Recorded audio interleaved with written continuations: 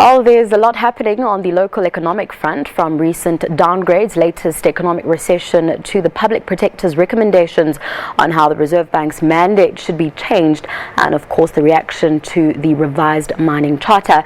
And in the midst of all this, Finance Minister Malusi Gigaba is today and tomorrow in London meeting with investors and credit ratings agencies to allay their fears about the state of the local economy.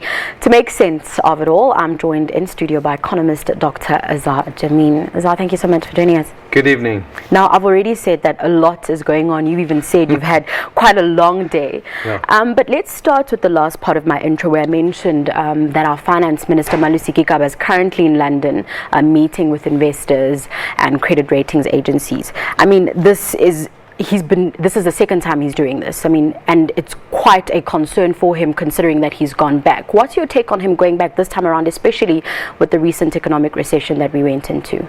I think that he's had a baptism of fire and now he's trying to fight the fires. I think he recognizes he's ambitious. I think he wants to progress beyond just being Minister of Finance eventually. And therefore, I think he wants to make sure that he does not fail as Minister of Finance. But he is facing such enormous headwinds. He's woken up to what it really implies to be Minister of Finance and the kind of challenges that the country is facing right now, especially given the credit ratings downgrades. And so it's a rearguard action to try and ensure or try and secure that South Africa doesn't have a further credit rating downgrade, because next time round it becomes even more serious. Until now, we have not been universally downgraded to junk status by the three big ratings agencies. Standard & Poor's and Moody's still have us on the lowest rung of investment grade rating on our local currency debt, which is 90%, which is most of the debt that foreigners own. However, if we are now downgraded to junk status on that debt, we fall out of the various world government bond indices, and especially the Citigroup WGB, as they call it. If that happens, then tracker funds that hold our bonds will be obliged to sell out en masse, and that could be an outflow of 150 billion rand, which would lead to a collapse in the rand and force the Reserve Bank to raise interest rates, which would be negative for economic growth. So, and it would, ensure it could lead to a snowballing decline of our credit ratings, and who knows where it could all end. Now, whether he's going overseas, it seems too short a time to have gone overseas so soon after the public protector spoke about changing the constitution. And that's what I wanted us to focus on. I can't believe that Gigaba would have already planned his would have planned his trip instantly after that statement. It's too soon, but certainly he has apparently come out and said that he concurs with which is the ANC line, that she went beyond her powers in meddling in that kind of issue. And I want us to touch on that. I mean, her going beyond her powers, we saw what the ANC has said about that. We saw the Banking Association. I mean, for the most part, nobody agrees with the public protector. But just take us through the technicalities of what that would mean. Essentially, you could make a lot of things of what it could mean. At the moment, the prime mandate of the Reserve Bank is to maintain price stability, and in order to do that, to maintain the value of the rand, to try and support it. What she's saying, and the mandate of the Reserve Bank currently says maintain price stability in order to ensure balanced growth. Now, she wants to do away with the price stability thing and just goes for balanced growth in the interests of the social upliftment of the masses. Well, I would have thought that that's what the current mandate already is, its objective really is. And on the contrary, she has made a call on the fact that by doing away with the commitment to price stability, the Reserve Bank will be able to look after the interests of the masses far better. I would contest that and say, on the contrary, if inflation rises a lot, it has a far more negative effect on the poor than the rich. The rich can protect themselves by investing in the right assets that hedge against inflation. The poor can't do that. They are saddled with low incomes or no incomes and spiraling prices. And we see right now, we've got a classic real-time example of what can happen in Venezuela, where people are rioting in the streets because they can't afford to buy food. And for the most part, that is a part of basic economics. I mean, you've just mentioned how we've seen it in other countries.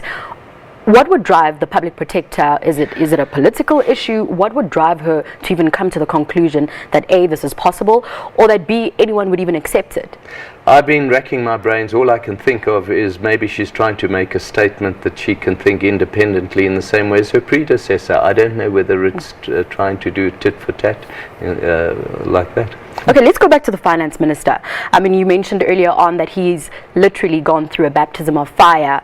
But since these downgrades, are we seeing any evidence that any concrete measures have been taken or are being taken to ensure that we don't fall further down? Well, he has said that he wants to, and he has got together with business leaders again to try and restore some of the confidence that was shattered with the cabinet reshuffle. You remember Pravin Gordhan established the CEO Initiative Group, or what he called Team South Africa, with a whole lot of CEOs, leaders of trade unions and members of government to try and rebuild trust between them, which was all shattered overnight by President Zuma at the end of March. Gigaba seems to be trying to restore that. But there's a long, long way to go to try, or I think the best that he can do is ensure that we just don't have any more credit ratings downgrades. But given what the public protector has just done, and the mining charter has thrown further flames on the fire, the chances of further credit rating downgrades with the drastic impact that I've suggested have increased in the past week, and Gigaba is now realizing this. So too is Mantashe, so too is Zizi Kodwa. They're all saying, no, she went beyond her brief. Let's go on to the mining charter, something that you mentioned now, that's another major concern. There are questions and concerns that are being raised that it seems like government and the ruling party are not agreeing here. I would say that I don't know if it's the government and the ruling party not agreeing, or whether the ruling party is just torn in two, and you get different factions of the ruling party behaving differently. But certainly there is absolutely no unity of purpose in the way that policy is being implemented at the moment. Let's look at the effects of that. You're saying there is no unity in purpose, and I mean that's essential for implementing policies. The most important negative impact is the decline in capital investment by business, whether it be it foreign or local. And the less capital investment we get, the harder it will be to extricate ourselves out of this recession and low growth path. That's the worst. The knock-on effects, consumers are starting to lose confidence as well and spending less, so you have a knock-on effect right through the economy. Many businesses are suffering as a result of this, and the more frightening thing is that a few months down the line, a lot of people are going to lose jobs. And I think that's another issue that I wanted us to look at. I mean, with all this happening, our economy is in a lot of trouble. We saw Stats SA releasing the jobs data last month, an all-time high there, 14-year high. Where do we stand in terms of that? Because government says we want to create jobs, we want to see economic growth, but the minister is concerned more about the ratings agencies, which he should. But it's becoming like we're more preoccupied with the trouble that we're in, and our needs are going to be on the back burner, naturally. It's a vicious circle, and the ratings agencies are precisely looking at what government is going to do about improving economic growth. And at the moment, with this complete divergence in policy direction between one faction and the other faction, we're going backwards, and the ratings agencies are therefore more inclined to want to downgrade us still further, which exacerbates the problem. It's a vicious circle, unfortunately, and it needs leadership to change this. And therein, one can only hope that things might change after December. Speaking of leadership, we saw our Deputy President Cyril Ramaphosa speaking a little bit earlier on in that clip where he was saying, the notion and the term radical economic transformation is nothing new. And a lot of people are saying, well, for some people it's just rhetoric and they're just saying it because, the country's in trouble and people are losing confidence. Your take on radical economic transformation and whether we can achieve it? I think if radical economic transformation implies what is contained in the National Development Plan, which was the Commission was headed up by Ramaphosa himself, I think that this country can move forward and recover quite nicely after December, assuming there is a change in leadership. Are we waiting? Are we just waiting for December? What needs to be done today, tomorrow, to ensure that by December and early next year we don't see ourselves where we are now? Well, it's going to be very interesting. You've already in your preamble spoke about the Economic Policy Conference of the ANC, and it'll be very interesting to see whether there is more backing for the NDP and the medium-term strategic framework. We actually do have policies that are official government policy that are being supported by, that would be supported by government and by business in particular, but there's a lot of opponents to these policies, but they do exist. Something that you mentioned is that we're hoping that a leadership change or whatever happens in December will be good for the country. What if that doesn't happen? So it goes in a negative way per se, economically. What happens then? Well, I think you get a slide, and unfortunately the logical outcome of that is more social unrest, which is not a very nice and loss of skills, which exacerbates the problem of how the country then picks itself up from the basement. What we dearly want to try and avoid is repeating the exercise of many other African countries which fell to the depths of total despair before common sense prevailed and they started lifting themselves up and recovering. But that's a scenario that is too ghastly to contemplate, and we need to get enough people to recognize that we are headed that way if we are not careful and we don't intervene right now with the right measures to prevent such an outcome. Do you think partnerships or engagements between the private sector and government have yielded anything, or are relations essentially strained? The problem is that we have not had many partnerships between the private sector and the government. The private sector has a lot of skills available. The government has the political power. The logical outcome is to get the two to combine, to work together to get this economy moving. Pravin Gordhan was starting to move in that direction. But there has to be a lot of give and take also. NEDLAG is trying its own but hasn't been entirely successful yet. We do need a lot of negotiation and give and take. It's not as if everything that the private sector is doing is perfect either. There's a lot of fault lines there as well that need to be overcome. And if the two sides can be brought to see each other's weaknesses, I think that we can start forging a more common vision to move ahead and recover this economy. The potential of South Africa is enormous.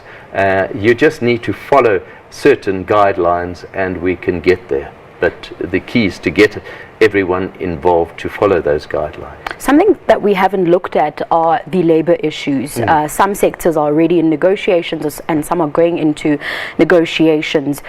Can we expect labor unrest? How is it looking in terms of wage negotiations throughout various sectors? It's a fascinating question that you ask. But yes, we are going into negotiations, and both in the public sector and in the metal workers sectors. Yes. You've got 3-year, and in the motor industry, 3-year negotiations that come to maturity, or agreements that come to maturity next quarter. The difference is the economy is a lot weaker now than it was when we last had those negotiations 3 years ago.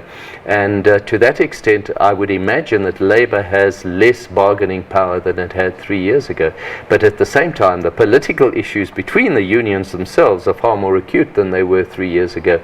And so, one wonders whether politics will win the day over basic economics in that regard. One hopes not. Certainly, there are signs to to suggest that labour unrest in the last 2 years has decreased significantly compared with the period 2012 to 2014, and one just hopes that's one of the positive signs that was working towards this economy starting to recover before the cabinet reshuffle. One just hopes that we can hang on to that positivity going forward. In terms of consumers, what can consumers do going forward? Because we see, prices are getting higher, and we haven't really felt the impact of that technical recession that we went into. We're going to start feeling it soon. So what can we do? Consumers are already starting to take action. They are borrowing less and saving more. Today's data from the Reserve Bank actually showed that in the short term this is no good for economic activity, but from a longer term point of view it's just creating an improved base from which to start rising again, should we do everything else correctly. Because until recently consumers were far too highly indebted. That is starting to be reined in now, and I think they'll be able to start affording their interest on their debts far better than has been the case. What's helping a lot is that inflationary pressures are receding. It's in an enormous assistance at the moment that the rand remains so strong despite all this political unrest, and that gives opportunities. That gives consumers a breathing space in terms of prices not rising out of proportion to what they can afford. Perhaps just finally to wrap up with the political issue, looking at the ANC's policy conference that's taking place next week, but also the elective conference at the end of the year. Do you think we risk, diverting too much attention from the real issues and focusing too much on politics this year? Is that a major concern? It's been a major concern for the last 3 years since the last general election in 2014, and I'm afraid to say politics has won the day and diverted our attention drastically off what we ought to be doing to get this economy right. But that's why it's so important to start talking about leadership and leadership changes, because everything else can change with it as well. Azar, we'll have to leave it. There's so much to talk about. I could actually have you for a whole hour. Thank you so much. Pleasure. That was economist Dr. Azar Jammine joining me in studio to discuss various issues on the Reserve Bank, the Public Protector, and just the economy in general. I'll have more news for you after the break. Stay with us.